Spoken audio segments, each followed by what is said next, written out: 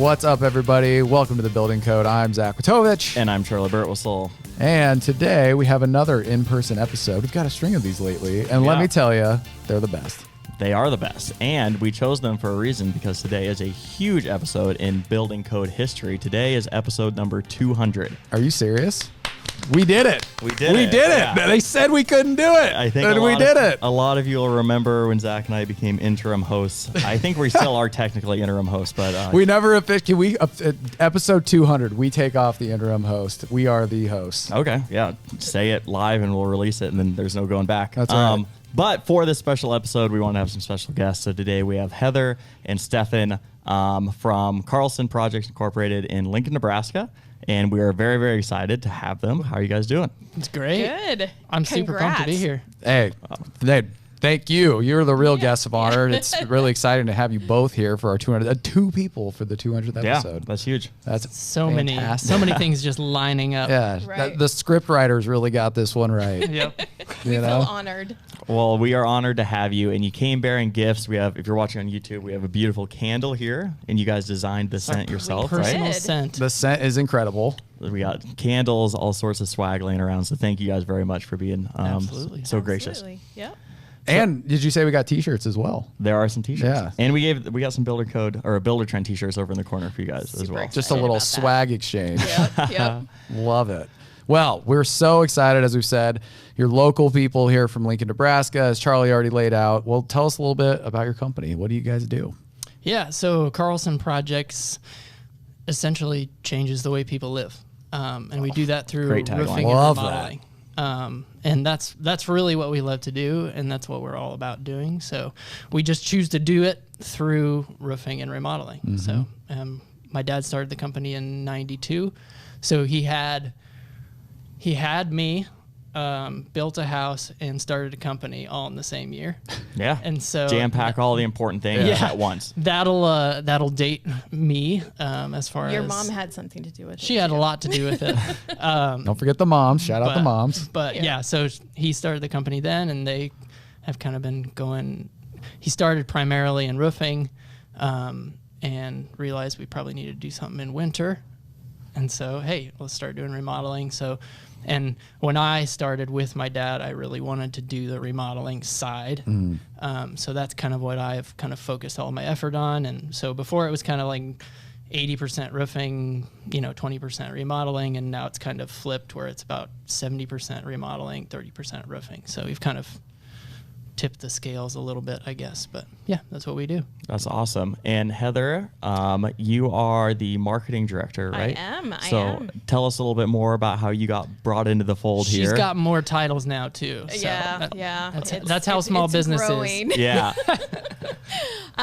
It's kind of an interesting story. I've been with the company a little over a year now, and I was very early on a fan of Carlson Projects.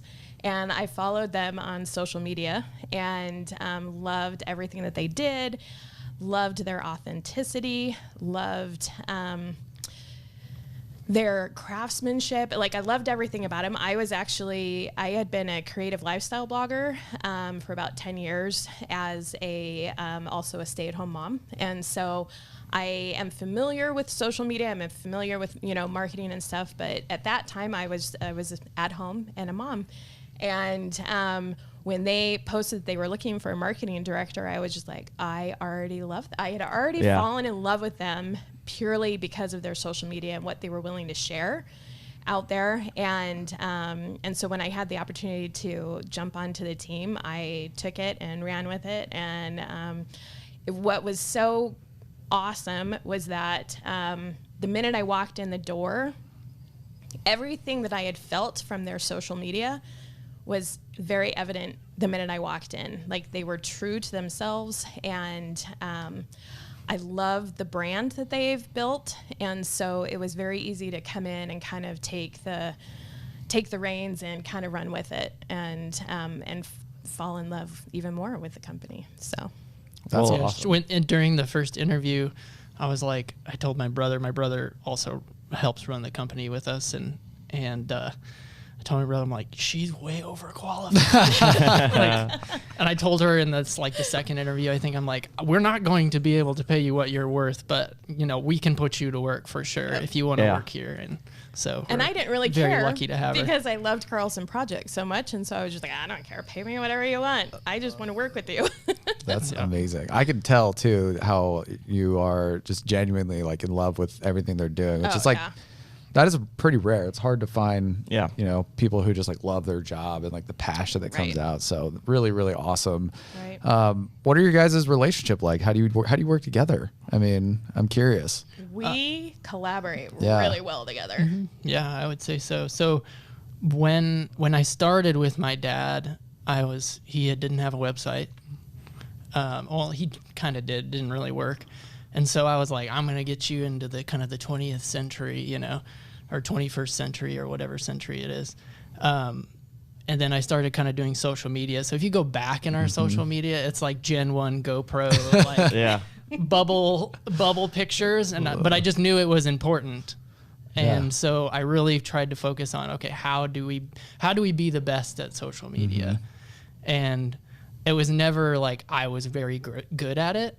So I would hire friends, I would hire college kids, I would hire whoever had a great eye that I thought for photography. And when it came to when I hired Heather, I was like, she's a director of marketing. She's not just like a photographer. And so our relationship has been really awesome because I'm able to kind of idea bounce. Right. You know, rather than just like, hey, I want to go shoot this photo at this place. You know? Whereas like I can say like, hey, in 3 years, I want to be able to take this thing and cut it up into that and make it look like this in the end. And she's like, I get it. Like, let's do it. And so collaboratively, it's been a really fun relationship. Yeah, it's been a super great relationship. And I know, I mean, our marketing team was like raving about your blog before you guys came in here. They're huge fans. So maybe explain to us a little bit, because this has been a common theme. I can never remember the release order, but we just talked to another person about marketing and social media and what companies could be doing. And I think you're kind of seeing this shift of people like Stefan that's like thinking about, we know this is important. We know we need to do it. How do we start taking those first steps? Right. So I'd be really interested to hear your perspective, and I think our listeners would be as well, of like, you come into this company, they have some established processes up, but how do you kind of take that and go to the next level? You can't do everything all at once. You got to focus, but like, what were those first few months or maybe like the first year has been like to really stand up and take these ideas that you guys have together and implement them? Right. I would say we are big believers in inbound marketing and the importance of catering to a very savvy consumer who likes to be educated before they even contact somebody. And we obviously, it's something it takes a while to build. That's not something that's going to happen overnight. And so we're kind of, you know, how do you eat an elephant? And it's one bite at a time. And so we've slowly been trying to roll out some really great content, and with the goal that when we have a customer walk through our, you know, the beginning of our experience, they're almost 100% sold before Stefan even walks in the door to do sales. And so that's kind of our vision. And so it's a slow build, but we're working on it. The funny that we were talking about it on the drive up here, our latest blog post is actually about Buildertrend. So there we go. We'll have to link that in the show notes. Yeah, totally. Make it happen. So, and just the importance of using technology like Buildertrend and other software that we find very valuable in creating a good brand experience for our clients. Yeah, that's incredible, and excited to read the Buildertrend blog as well.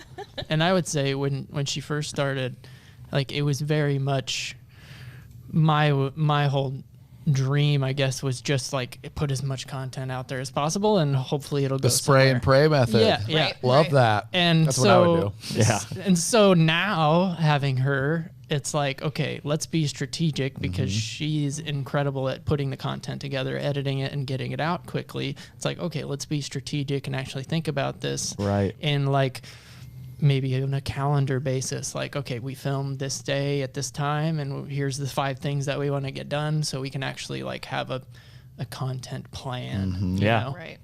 Like we have not a schedule, but we have a blog idea doc that we're just constantly just like kind of mowing through to get more blogs out there. So I'd say that's what she really brought, was like, I felt the confidence to be like, here's all of the ideas, let's get it in one spot and let's start just knocking things out.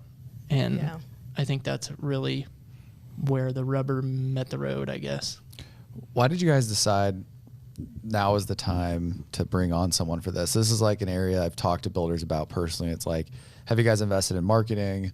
Or is this, and a lot of times they're like, it's just like, we have so much work coming to us that we don't see the need to invest in like a marketing or branding, and they look at it as an investment. I put dollars in this, pay salary, all that. So like, for you guys, did you decide that this was like the right time to bring on someone for this? I have always known it. It's like, I have always wanted the company to be a brand. Yeah. You know, like something that somebody looks at and goes like, I want to buy that. Yeah. You know, I want to buy from them because it's them, not because like, oh, they're the cheapest bid or they're the quickest construction person. Like, I want it to be them because I can say it's either a Carlson Projects project or that name comes with something. Yeah. And so it's kind of a no-brainer in my head.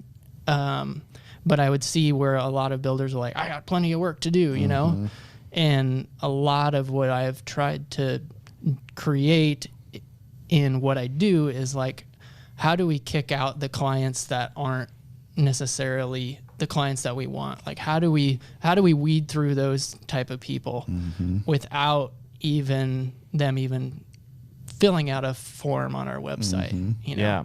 Like if they already have followed us for, she followed us for I don't know how many years, they followed us for how many years, they're either going to be in our sphere or they're just not even going to call us. Yeah. So it's like, okay, it's not going to waste our sales team's time to get them in the door or to try and convince somebody that's never going to buy from us to buy from us. So that's what I've kind of viewed marketing as, is how do I create a brand around it so it's like, that's the person I want to use. Yeah. And I feel like that's a shift in the construction industry, is people focusing more and more on the experience, not just, mostly and ideally like for your customers, how do you make their experience as good as possible? How do they know exactly what they're going to get coming in? What are their expectations coming in? How do you fulfill those and work with them? But also what you were just alluding to is the experience on your side as well too. Like not all jobs are created equal. Not all dollars are created equal. Yep. How do you, and that's something that Buildertrend struggles with. It's something that a lot of people struggle with. It's like, how do you say no to people? And if you can kind of organically do it through the brand and marketing kind of generation that you're doing, then that's just a win-win for everyone involved. Yep. You said, oh, go ahead. Sorry. I would say you said something really interesting that is like kind of sticking in my head, where it's like you position brand as a choice. Like I wanted to take control of my brand, which is like, I philosophically like, do you always have a brand, or is brand only come after you choose like what it's going to be and then work towards it? Well, you're always going to have a brand, regardless of whether you're putting effort into it or you're not putting effort into it. And so it's going to be a positive experience or it's going to be a negative experience, and it's your choice. And that was the one thing that I really loved about Carlson Projects, is Stefan was very forward thinking before people in this industry really were thinking about that, that brand was very, very important. And we are going so far as a company that a lot of times, and you guys have talked about it here on the Building Code, about how brand is more than your logo. It's more than your colors and what's on your shirt. It's about the experience that the customer has. And so we've been working really, really hard to create an entire brand experience from the minute somebody contacts us throughout the entire process. This is an industry that unfortunately has kind of a bad reputation, and there's a lot of anxiety that comes with working with somebody in this field. And We're hoping, like, I know that my goal coming into this is I would love to kind of change that perception. I want people to say, oh my gosh, I want to work with Carlson Projects again, and I want to tell my friends about it because the process was so smooth. They were in constant contact with us. We knew exactly what was happening from the minute, we walked in the door. We knew what the next step was. And we were comfortable in the estimating process. We were comfortable in, everything. And that is a huge part of your brand. And as far as I'm concerned, when it comes to brand, your brand, it doesn't matter how talented you are. If you are not branding yourself well, it doesn't matter. Yeah. Your brand is the keystone to your company. And so if you're putting a lot of effort and thought into that, then you're able to showcase your talents and people are going to see that.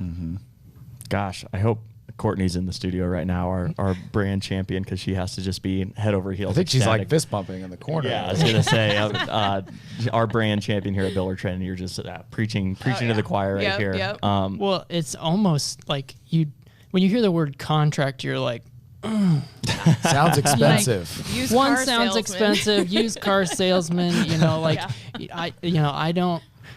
You don't automatically think trust. Yeah. Right. And it's like, okay, how do we change that? And is that, we are nowhere near to the level of like experience for a client that we need, Right. where we see it can be, but we're, like we said, we're slowly eating that elephant and just trying to figure out, okay, how do we integrate these things in order to make it an automatic communication with a client, and that's what that blog's about, is how do we integrate things like Buildertrend and HubSpot? How do we integrate those things where it's like a client knows exactly what's coming next after this meeting, what's coming next after that meeting, how can they see the end product rather than like sign the contract. Okay, what happens next? Now what? Yeah. Yeah. I just signed $100,000, $500,000. What's going to happen now? Right. And whether you like it or not, if you are a contractor, your client is having those thoughts. So it's like, how do you get in front of that? Right. So you can preemptively walk them through the process, and it's not you talking to them every single time. I love having the, we have a button on our website to our Buildertrend portal, and so our customers are able to easily go, how many times are you, working on a project with something and you're like, dang it, where was that link to, I can't find it, but I want to look at that estimate again. Where's that email? But they can just go onto our website and click on that button and get right into their portal and see everything that we have set up for them and to be able to easily communicate with us. So, yeah. I'm curious, family-run business, you and your brother, and then your dad is still involved in the business. And my mom. And your mom? Yeah. Oh, that's awesome. What do they think about all the brand changes and like what's that dynamic like? My dad was kind of the similar thing where like he's very like what he's very good at is building relationships. And that's what he was amazing at. So he had already created a little bit of a brand as far as built around him. Like people trusted Greg Carlson. Yeah. Like they didn't care, like I wouldn't say they didn't care about the price, but they cared less because they knew he was going to take care of it. They're in good hands. Yeah. And so it was easy to build on top of that, but it was harder to say like, hey, like people are going to find you this way. Right. And instead of just your personal network. And so that's kind of where we've just been slowly building that of like understanding, okay, what does that look like? How does that get built? And I think my mom's always seen it. She's a very visual person. So she's always like loved being able to see all of our projects and be able to share that with her friends or the next client she's working with. And my brother's kind of the same way. My brother is hilarious in the fact of like if he's going to make a purchase, he like researches to the 10th degree before he ever buys anything. And so he's like he buys on brand. Like he buys on not brand as in is it the most expensive or does it look good on my feet or, any of that. But he's like, is this thing going to last me another 5 years or is it not? Because I will spend twice as much if it's going to last me twice as long. Yeah. And so he understood that from the get-go of like, this is what we're trying to build. So it wasn't super hard to bring him along with that. Thankfully. Yeah. But it's difficult in the, when you talk about in the, the budget meeting of like, hey, we need this budget for marketing. And you're like, huh? We do? It's like, why? Most construction companies don't spend that. I'm like, I know, but we aren't most construction companies. It'd be different. Yeah. That's our brand. Right, right. That's really interesting. I got to imagine too, your dad's been in business, going on over 30 years in Lincoln, like driving around Lincoln and all the homes that you've touched in the community. And Lincoln is a low key, very communal town. Absolutely. One of the things about it, Omaha, not as much, I would say, compared to Lincoln. So that's just an incredible, I get like kind of weirdly emotional when I talk to people about like their family businesses and cause it's just kind of a lost art in America. Right. Like it's just not common anymore. You don't see a lot of like family run small businesses like you used to. So that's amazing. Aren't complete horrible shit shows. Yeah, right. Yeah, they all fizzled out. That's why they're not around as much. I mean, a lot of times when you hear family business, it's like, okay, how much arguing happens behind the scenes. Honestly, I had some on-sites in my day where I was like, am I a family counselor? Like, Were you in a family business? No, but I for Buildertrend, I would do consulting. And so I would travel and I would go to people and like, they struggled separating the family from the operations. And there was kind of that personal side. You're like, hey, you can't talk to your brother like that at the business. Like, you're trying to be successful and your employees are looking at you like, why'd you just say that to him? That's my boss, So it's interesting. Really cool. I would have to say, coming from an outside perspective and being an unofficial Carlson, you're adopted. Can't get away now. Right now. They do such a good job of working together. Like it's inspiring. And it's fun to be able to showcase that. Well, I mean, it's one of our like core values is we're a team, and that stems from what my dad, my brother, and my mom were kind of butting heads because we were actually homeschooled too. I don't know if you can tell my social awkwardness, but they kind of butted heads a little bit, and my dad like literally came home and was like, hey, like, look, like you're all on the same team here. Like you're trying to get to the same goal. And that's really where that stemmed from is like, okay, we're all trying to win here. Yeah. Why do we don't need to be yelling at each other. We're going to see each other at Thanksgiving or, this weekend at family lunch. Yeah. So like, let's figure out a way that we can actually work through problems in a way that's like healthy. Yeah. Well, I love that you've kept like this core kind of traditional values, family businesses in the communal, city of Lincoln, Nebraska, but you're also like very, very forward thinking. Like we hit really hard at the beginning on like the marketing, the social media and stuff like that, but even just like implementing a construction tech software in family, but like Buildertrend in family businesses. We've had some guests on before that was like, my dad was just fired up that we brought on a fax machine in the office and like now he wants to implement That's literally a quote. Yeah. He's like, was it father-daughter, right? Yeah. And dad was like, I was in charge of getting the fax machine. Lampard. Yeah, she was in charge of getting Buildertrend. So what was that process like? Like how long have you had Buildertrend? Was it a similar kind of pitch of like, we know we need something, but so you just looked in the distance like it was a war-torn some PTSD. Right there. Well, I can tell the whole story if you have the time. We got the time. But, so January 2016, we went to the conference, the IBC or whatever. IBS, Best IBC, name conference whatever. in America. Yes. The Irritable Bowel Syndrome Conference. But that year, that year before, so it was just me at the time doing kind of the remodeling stuff, and my dad was just running the roofing stuff. My mom was involved still, but she wasn't as involved as she is now.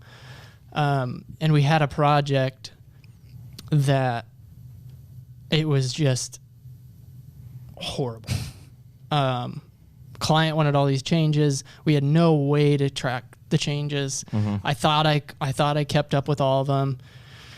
thought we did our best. You know, the end product was great and the client was happy, got done with the project, and I mean, we lost just a ridiculous amount of money.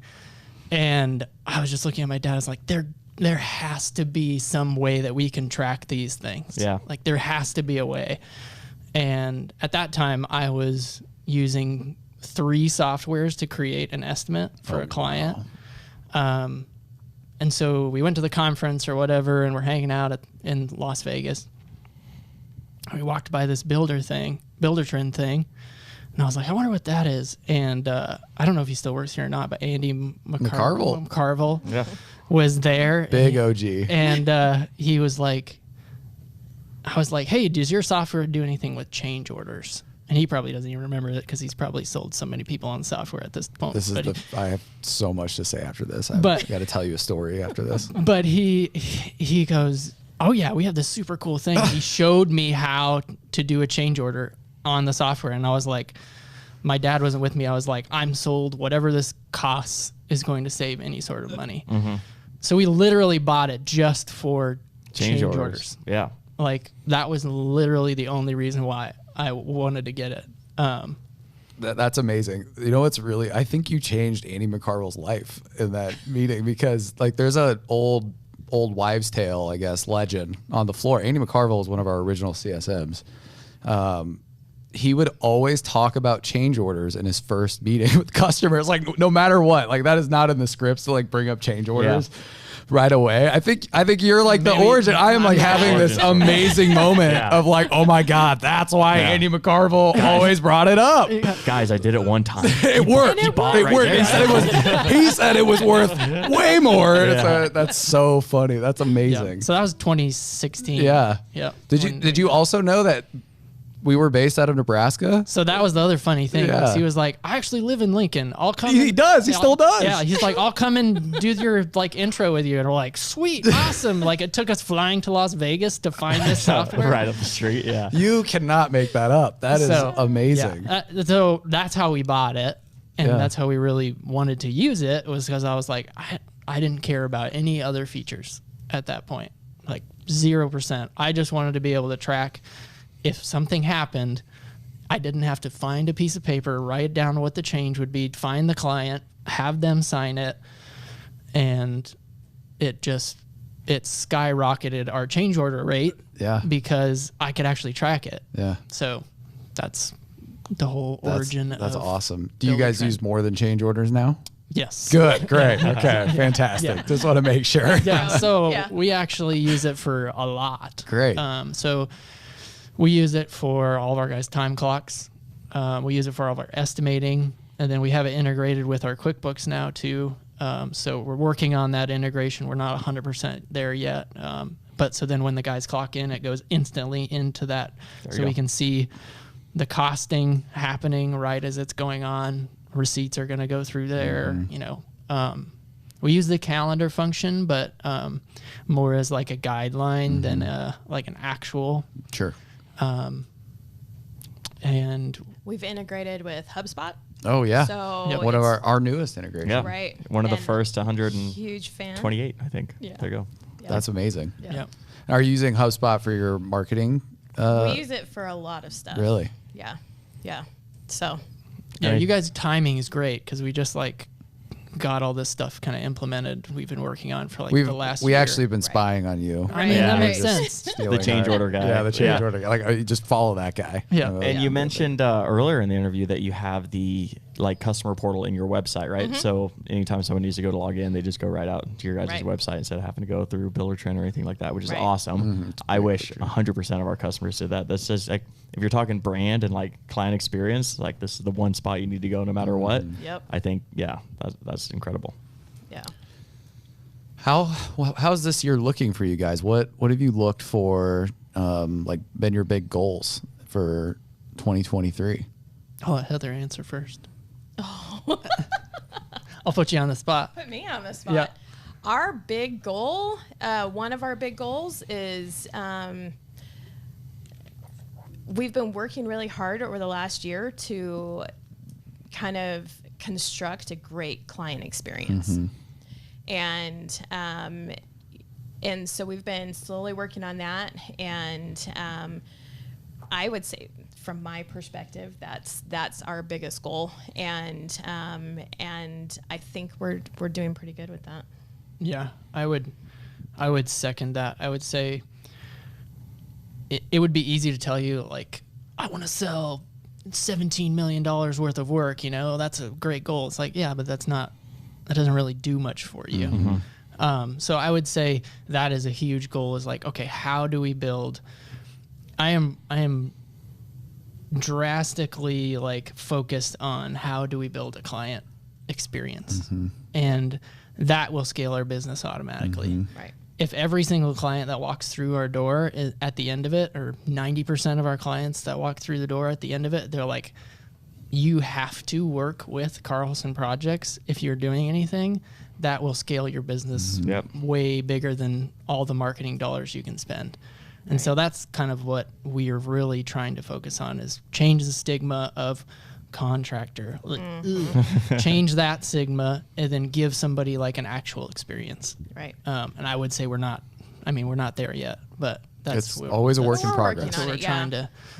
That's where we're trying to go. It's definitely the right mindset to have. Just building relationships rather than a client experience too. And we've now, we've had clients that have had the whole crew over for lunch, and because we've developed that relationship with them, that they want to have us around. They're sad when we leave, and so I think that's really exciting. Yeah, I've had a lot of clients that are like, I'm sad to see Andy or sad to see Rob go, because I like having them in my house. I'm like, that's what I want.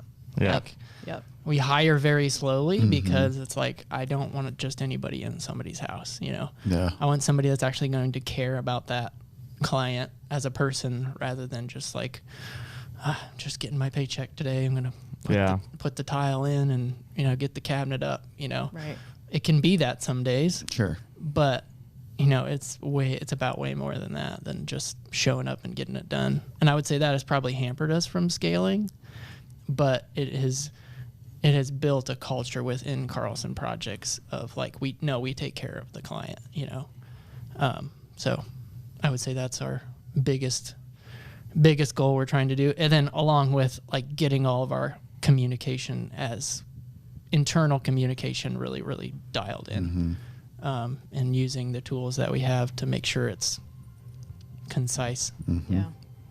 Well, you know what I'm hearing? A second episode to talk about I was going to say, that's just such an incredible mindset. And like, as I always joke with Zach, not a joke, but Zach and I always talk about just like how motivated we are after these episodes to like go back and work and like help all this happen. And just listening to you guys has been a pleasure. I just looked at the clock. We're way over time and it just flew by. So a second episode, we can't wait till episode 300. Maybe we can do 250. Like 250, the half second. Okay, there we go. Well, thank you guys. We'd be happy to come. Thank you guys so much for being on and for coming in the office, and the swag and everything. This was absolutely awesome. Thank you guys. Thank you. Appreciate it.